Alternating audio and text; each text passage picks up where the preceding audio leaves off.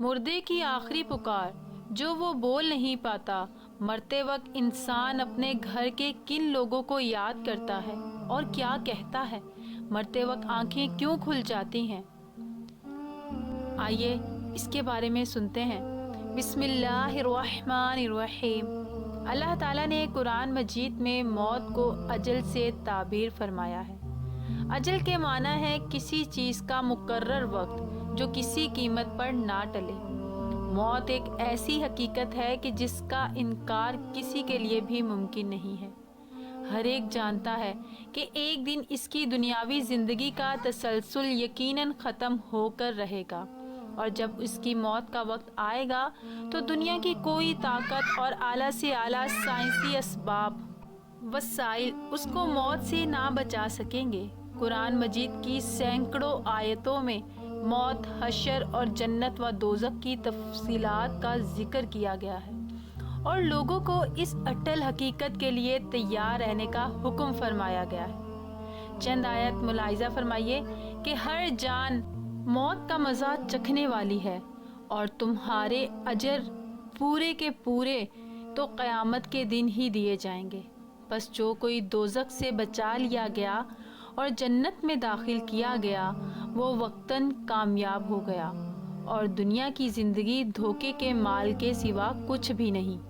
ایک اور جگہ ارشاد ربانی ہے، اور کوئی شخص یہ نہیں جانتا کہ وہ کل کیا عمل کمائے گا، اور نہ کوئی شخص یہ جانتا ہے کہ وہ کس سرزمین پر مرے گا، بے شک اللہ خوب جاننے والا ہے۔ سورہ لقمان میں یہ فرمایا گیا ہے۔ تم چاہو کہیں بھی ہو، موت تمہیں آ ہی پکڑے گی، اگرچہ تم مضبوط قلعے ہی میں ہو۔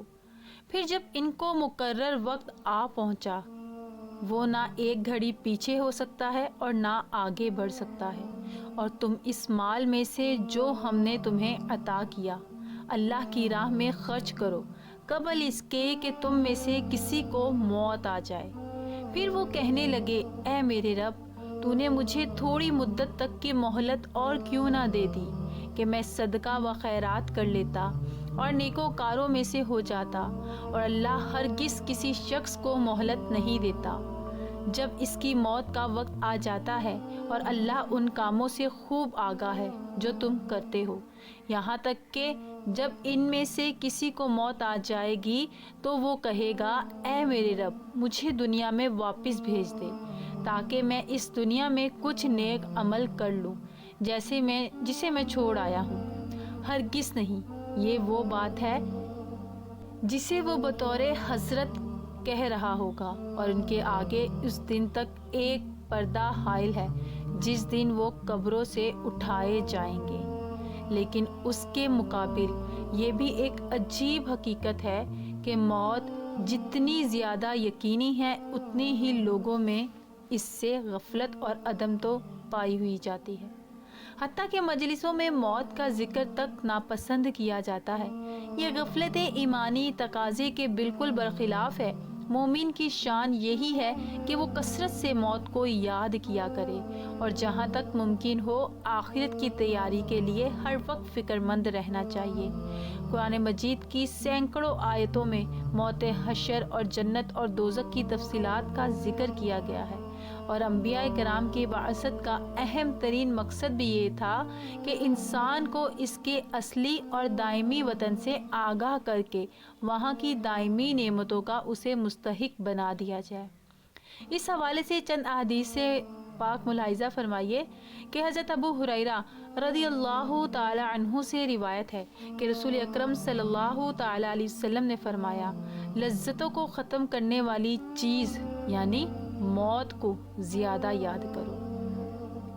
ایک اور حدیث مبارکہ میں حضرت ابو موسیٰ حضور نبی اکرم صلی اللہ تعالی علیہ وسلم سے روایت کرتے ہیں کہ آپ صلی اللہ علیہ وسلم نے فرمایا، جو اللہ تعالیٰ سے ملاقات کو پسند کرتا ہے اللہ تعالیٰ بھی اس سے ملاقات پسند فرماتا ہے، اور جو اللہ تعالیٰ سے ملنا ناپسند کرتا ہے اللہ تعالیٰ بھی اس سے ملنا ناپسند فرماتا ہے۔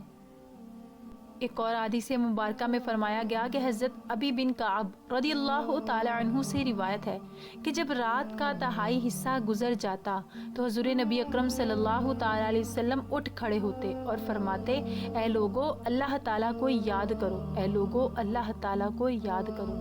قیامت کا پہلا نفخہ آ چکا، دوسرا نفخہ اس کے تابع ہوگا۔ موت اپنی ہولناکیوں سمیت آ پہنچی، موت اپنی سختیوں سمیت آ چکی۔ رسول اللہ صلی اللہ تعالی علیہ وسلم نے فرمایا، دنیا میں اس طرح رہو جیسے تم ایک راہ چلتے مسافر ہو یا کسی منزل کے راہی ہو۔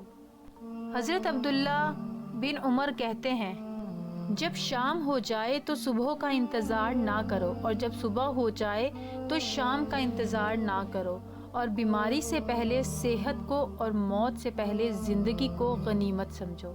یعنی دنیا کی عیش و عشرت میں کھو کر آخرت کو بھول جاؤ گے تو موت کے وقت پچھتاؤ گے کہ کاش میں نے آخرت کے لیے کوئی زیادہ راہ جمع کیا ہوتا۔ اسی طرح بیماری کے عالم میں انسان انتہائی چاہت و خواہش کے باوجود بہت سے کام نہیں کر سکتا، تو عالم صحت میں جب انسان کی ساری توانائیاں عروج پر ہوتی ہیں، وہ اعمال خیر کیوں بجا نہیں لاتا کہ بعد میں کیف افسوس نہ ملنا پڑے۔ اسی لیے کہا گیا ہے کہ دنیا آخرت کی کھیتی ہے، یعنی دنیا میں ایمان و عمل کی جو فصل کاشت کرو گے، آخرت میں اس کا پھل ملے گا۔ ایک عورت نے حضرت عائشہ رضی اللہ تعالی عنہ سے اپنے دل کی سختی کی شکایت کی تو آپ رضی اللہ تعالی عنہ نے نصیحت فرمائی کہ تم موت کو کثرت سے یاد کیا کرو، تمہارا دل نرم ہو جائے گا۔ حضرت علی ابن ابی طالب رضی اللہ تعالی عنہ فرماتے ہیں کہ قبر عمل کا صندوق ہے اور موت کے بعد اس کی خبر ملے گی۔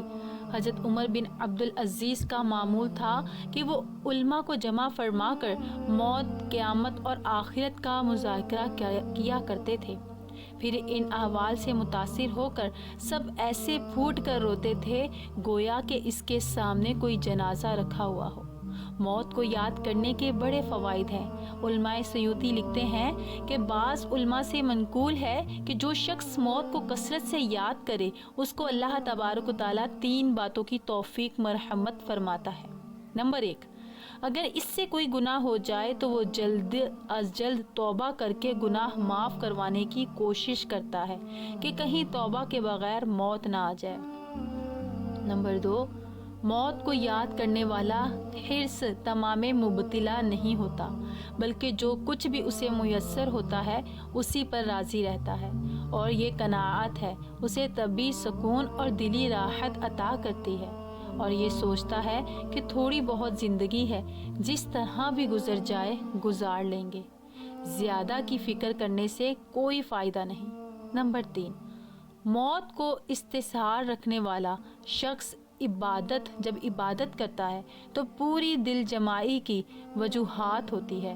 اول یہ کہ اسے خطرہ رہتا ہے کہ پتہ نہیں آئندہ اسے عبادت کا موقع ملے کہ نہ ملے، لہٰذا ابھی اسے جتنا اچھا بنا لے غنیمت ہی غنیمت ہے۔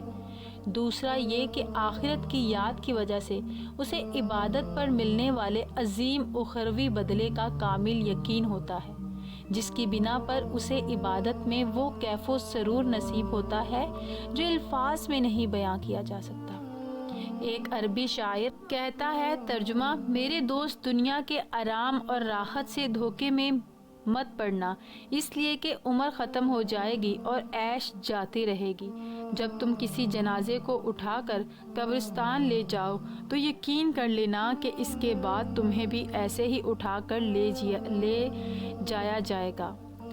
الغرض قرآن و حدیث میں موت اور بعد الموت کے احوال، محشر میزان، عدل کا قیام، جز سزا کا نفاذ، جنت و جہنم کے احوال اور ان میں دخول تفصیل کے ساتھ بیان فرمائے گئے ہیں۔ ان کا مذاق کے طور پر ذکر کرنا قرآن و حدیث میں بیان کردہ غیبی حقیقتوں کی احانت کے مترادف ہے۔ آخرت کے تصور کو مردہ فکر سے تعبیر کرنے کا کوئی مسلمان تصور بھی نہیں کر سکتا۔ اللہ تبارک و تعالیٰ ارشاد فرماتا ہے، اور دنیا کی یہ زندگی تو صرف کھیل اور تماشا ہے، اور بے شک آخرت کا گھر ہی اصل زندگی ہے۔ اگر وہ جانتے ہوتے تو وہ ایسا نہ کرتے۔ ناظرین، مرنے کے بعد انسان قبر میں کیسے اور کتنے دن بعد ختم ہوتا ہے؟ سائنس کی نظر میں تدفین کے ایک دن بعد یعنی ٹھیک 24 گھنٹے بعد انسان کی آنتوں میں سے ایسے کیڑوں کا گروہ سرگرم عمل ہو جاتا ہے جو مردے کے پاخانے کے راستے سے نکلنا شروع ہو جاتا ہے۔